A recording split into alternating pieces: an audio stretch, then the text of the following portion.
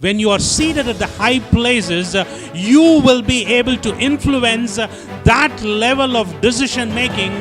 God is choosing you as a leader so that you will be able to be seated at the high places.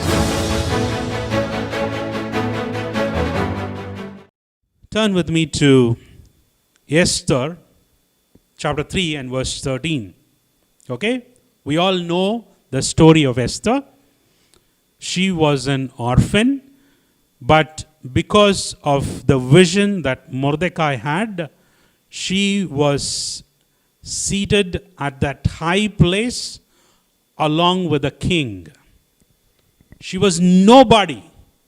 But because of the vision that Mordecai had about Esther, she was able to get into that place and she was able to become the queen of that particular kingdom. Turn with me to Esther chapter 3 and verse 13. Esther chapter 3 and verse 13. See what is happening here.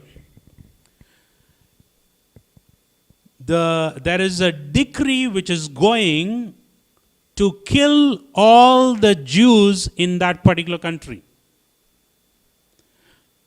3:13. Dispatches were sent by couriers to all the king's provinces with the order to destroy, kill, and annihilate all the Jews, young, old, women, children, on a single day, the 13th day of the 12th month, the month of Adar, and to plunder their goods. This was the decree that was passed so that the children of God will be annihilated.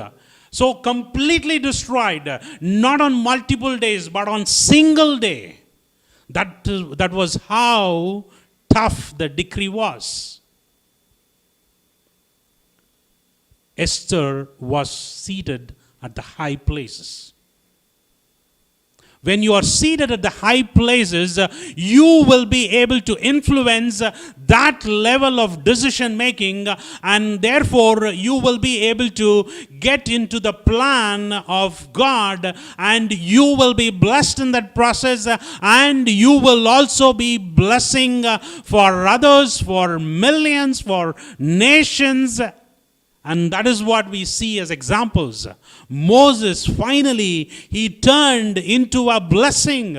He was able to get out and he was able to go and talk with Pharaoh, and he was able to liberate the people out of the Egypt, out of bondage. God is calling you so that you will be able to be a blessing for many in your community, or in the place where you're working, or wherever you're doing business or in ministry. God is choosing you as a leader so that you will be able to be seated at the high places.